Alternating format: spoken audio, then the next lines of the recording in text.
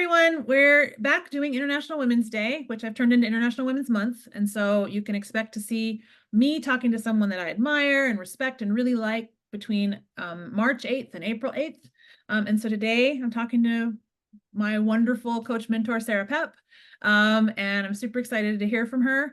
Just as a reminder, the theme for International Women's Day this year is Inspire Inclusion, which is part of why I'm having these conversations, because these are women who inspire me and who are very committed to being inclusive and making their community more inclusive. So Sarah, would you like to introduce yourself? Well, first of all, thanks so much for the invitation. I think that this is so exciting what you're doing. So happy to be here. So, my name is Sarah Papp, and I am a personal and professional coach, which essentially means that I do life coaching as well as leadership coaching and executive coaching. And I've been doing this for over a decade now, having my own business, helping people to really help primarily women, but I do. Oh, oh, I lost your sound. Audio, Oh, there it goes. Gotcha. Oh, and then we will give up on the AirPods. yeah, it's a little tricky, but I can hear you now. Okay. So what I primarily help people with is identifying where they are really unhappy in their lives, which is often showing up in a feeling of being really busy, overwhelmed, and like they're not really living, Right. and helping them move to a place where they feel really empowered, like they have a greater sense of ease in their lives, and also just really feeling alive in their life. Yeah. I love that. Yeah. I love Yeah. that. Well, Sarah and I met, as many of you know who know me, I spent last year in Wayfinder Life Coach training with Martha Beck and her whole cohort. And Sarah was one of the instructors in my cohort. And then afterwards I was like, I need more Sarah. So so I spent some time, joined a group that she leads, and really she has become my coach mentor. So when the coach needs coaching, Sarah is the person who I turn to and can ask questions of and seek support from, because she's got so much vast experience given her background. So it's really been a benefit to me to have someone with so much experience with that background. So that's how we know each other. I would love for you to share with those who are listening a little bit about your journey and how you ended up where you are and what you're doing. Yeah.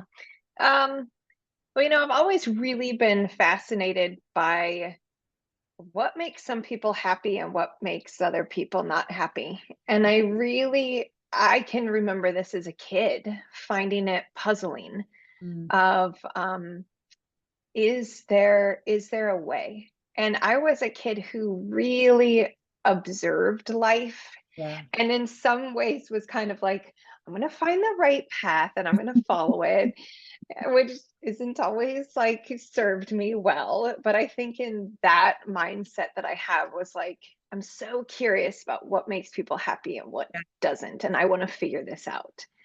Um, it took me to, I think that curiosity took me to Sarah Lawrence College, which is where I studied sociology and I did creative arts. And it's such an environment of asking questions and just really thinking about systems is what I was studying a lot of, and psychology and understanding people.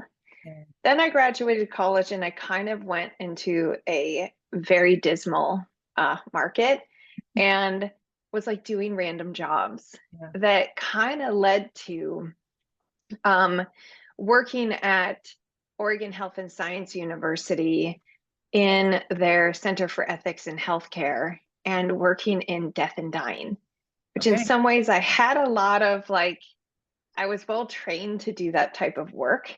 Yeah. And I could feel this, like, I love the way that I'm impacting people's lives, but this is not the time of Yeah. life that I want to be making the contribution Yeah. to. Yes. And it just felt off. Yeah. And that feeling kept getting more and more and more and more strong, to the point where I got really sick. Like I was having chronic headaches, chronic stomach aches.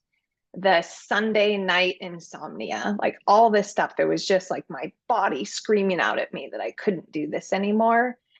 And at the same time, could not stop reading from Martha Beck and like other authors that are life coaches.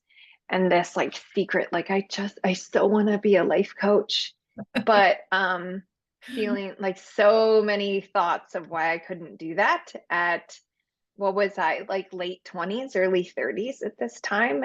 Um, but long story short, I ended up doing what felt like jumping off of a cliff and hoping that the net would appear. And I just walked away from that Yeah. job. And I had some savings. I was married at the time too, so that was part of a net. Um, I'm still married. And I was married at the time so and to also like, at the I time. know, and still married to the same person. Very grateful for that. Um, but it felt like a big leap. I'll Sure. tell you that. Like it felt like a big leap to walk away, and it was a walk away and sign up to go through Martha Beck's training. And it's been a little bit of never look back, because it went from this feeling of everything feels so wrong and I'm terrified to leave because I felt like such a failure, to just flat walk away, Yeah. to everything feels so right. And I could not stop learning. Yeah. And it still feels that way today. Of I'm still obsessed by it. I love what I do. I feel like it's what I'm meant to do to help people in this way. Oh, I love that. I love that. And I will say, I want to give you a little bit of credit here. Like I attended a class with Sarah and she talked about like, follow your curiosity, talk to people, figure out who you want to talk to and talk to them. And I was like, yeah, I just happen to want to talk to 31 people. Like instead Yeah. of just the one I was like, this is what I want to do. I want to ask questions. I want to, and I think there is that. I think for coaches, there's a sort of a natural curiosity. Like I want to hear people's stories, right? And I'm super Yeah. fascinated by hearing their stories and saying, "Oh, how can I help?" Right? Yeah. How can I partner with you? You have information. Let's get it out of you, right? And I see Yeah. in a lot of what you do and how you go about it. And I think that's it's amazing. And I remember even talking to you and having you say like, yeah, once this was what I was doing, I was in, and this is what I was going to do. And I think that can be really helpful to people, high flyers who are like, I want out of this and I want to do something else. Mhm. Um, Mhm. so how have you stayed motivated when you faced obstacles? Because I'm sure there have been obstacles along the way. It hasn't all been smooth sailing. Yeah. Can't be, but how have you stayed motivated to continue to chase what you love? There's always obstacles. Um, I've faced everything, what comes to mind is even I walked into motherhood Yeah. oh, during these 12 years. So it's starting a business, and then I took time off to become a mom, and then I went back into it, and then I had another baby. And what a challenge of really um, taking that time that I really wanted Yeah. for to be with my little babies and pausing my business. Yeah. And fast forward, I now have an 11-year-old and a 7-year-old, and I'm in a sandwich generation where I have aging parents and then these young ones. Yeah. And eh, it's like it or not, a lot does fall on women Yeah. for caretaking in our culture, and a lot has fallen on me Yeah. for being the mom or being the daughter. So those have felt like some of the big obstacles along the way. And for me, it has been a combination of being very true to myself, Yeah. and that knowing that I do I do have a role as a mom. Yeah. I do take some aspects of a role of daughter that I choose. Um, but I have an obligation to Sarah. Yeah. and really like the girl that has existed this whole time, you know, who went to Sarah Lawrence, who like did the art, like does all the things. Yeah, love And that. I think that that's the thing that I will say. I'm constantly kind of tuning that radio Yeah. because I do get away from her and I feel it in my body. Yeah. And it's then coming back to that and what are her needs. Because when I really tune into me, I love doing my work. So it's part of an expression of me where I can get off for me Yeah. is feeling like I'm too much in trying to like be everything for everybody because I can have so much come my way. Yeah. So I would say that I don't necessarily struggle with motivation. Yeah. Maybe that's a lie. Yeah. Sometimes I do. Sure. Sure. Sometimes, yeah, sometimes I am just tired, Leah. Like sometimes No, I'm just like, I'm done. done. But I think that it's just this like coming back to what do I deeply need? Sometimes it is a nap, and sometimes Right. it is to just be like left alone. Don't anyone And touch me. sometimes, Right. exactly, exactly, it is like I need a strong lock on the door. Um, and sometimes it's also like I need to be creative. I need to connect with people. I need to really tap into what really feels like the essence of me and fiercely protect that and allow that part of me to still feel nourished and alive. Yeah, I love that. I really do. I think there's such a centering element to that, right? Because like I think you know, it's the old adage, like can't pour from an empty cup, right? Um, Yeah. there is such a our tendency is to just focus on everyone else's needs and forget that, hey, I have some and I would like to ask for some help or some time or some space or some whatever. And when we don't take care of, you know, the core Sarah or the core Leah or whatever, it shows up, right? And it shows up in our bodies, it shows up in our work, it shows up in how we help others. Like I think it's so critical. And I think I love that. It's really, it's important to know and to be able to Yeah. picture and say, hold on, what do I need in this moment? Yeah, Yeah. I love that. Yeah. So what would you say is how can we in kind of what we do in terms of coaching and serving others in the way that we do, how do you feel like we can help elevate and help women rise who come from diverse backgrounds, and maybe they're marginalized, maybe they sit kind of on the edges of what society says is center, right? Whether that's center or not, how can we help sort of elevate them and help them rise and get the space they deserve and need? It's such a good question. And I think that for me, the first thing that comes to mind is to listen, just one, it's this curiosity and to listen. Yeah. And I think that within that, you know, of connecting with women of diverse backgrounds, being so curious about people and their story and their history and who they are, um, and listening. And then I think that within that, a lot of the times that it can surface of ways that you might be able to give this voice some either a little bit more of a platform, or maybe it's more of like a connection to somebody else. But I keep that in the back of my mind because for me, it is one of my values. I feel like it's a part of my mission to support women and to make sure that I am doing what I can to support women of all backgrounds, of very diverse backgrounds.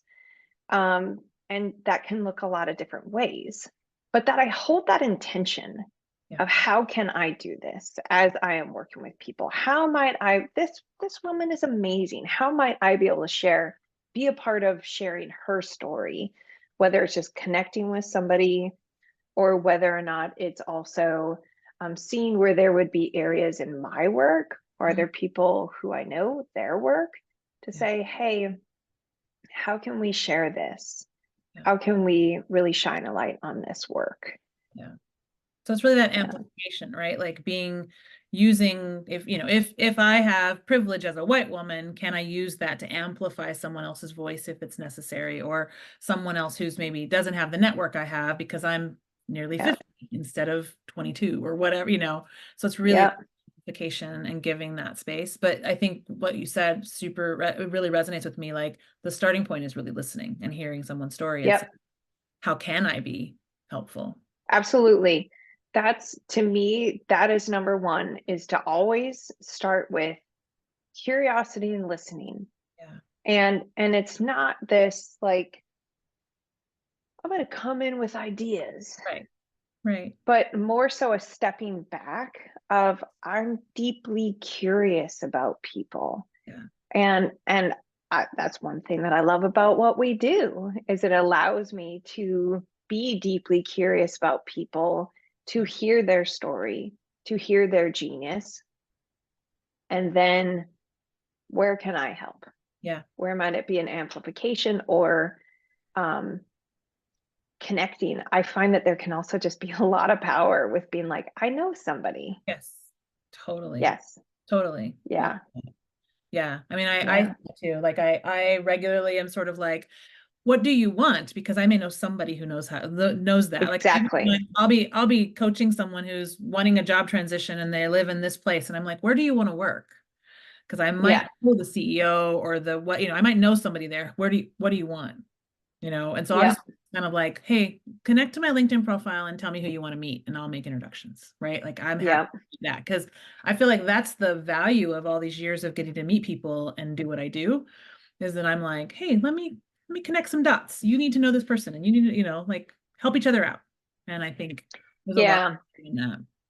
I'll also add that I will have opportunities perhaps of being hired by companies, and that they might be bringing in a handful of coaches. Yeah, And I do directly ask, how diverse is the coaches that you are hiring? Because that is really important to me. yeah, So that then if I hear that they don't have a whole lot of diversity, mhm, they'll say that that's part of my values, and that that's something that's really important to me. And is that in alignment with their values as well? That's kind of seeing if then we're a good match. But yeah. what it has actually led to is them saying, oh, we're seeking that. Do you have any recommendations? Yes, I Yeah. do. Yes, I do. Yes. My lift out. Yeah. Yep. Yeah, I love that. Yeah. Yeah. So last question, if you were going to give younger Sarah some advice that you think would be beneficial to the women and girls who are maybe watching this, what advice would you give you? Mm-hmm. Yeah. Oh, so many things. But I think that if it was almost like the one thing, if I could say the one thing, it would probably be um, always be your own best friend, Mm, and make sure you always have your own back. yeah, I love that. Yeah. Because no, I don't know that anything has been quite so powerful for me as really, I would say, cherishing myself. Yeah, Yeah. And it's just in this way of the way that you might cherish a really good friend, but then being able to find that for myself. yeah, That I would really hope to give that to my younger self. yeah. I would really hope to also model it for her too, because I do think that my younger self would have no clue as to necessarily how to do that. Yeah, But it would be a, here's what it looks like, and yeah, keep doing this. yeah. I love that. I Yeah. do. I love that because I do think that there is, for me, often in what we do, the idea of self-betrayal comes up, right? The Yeah. person chosen someone else over themselves so often, whether that's a business or a family member or whatever, that they sort of lose sight of like, what would it feel like to choose me? Yeah. And I think there's so much of saying like, okay, well, who's in your head? How are you befriending that person in there? Right? Yeah, totally. So Yeah. so key. Yeah. Yeah. Yeah. Love that. Thank Yeah. you. Thank you for sharing that. This is so, Yeah. thanks for being willing to do this with It's me. amazing. It's Yeah. amazing. You're so good at this. So I hope that you do more. Thank you. Thank you so much. Yeah. It has been like, it's really just been fun interviewing people that I really like and admire. I mean, I imagine it would also be fun to interview strangers, but it's obviously really fun to interview people that I already like.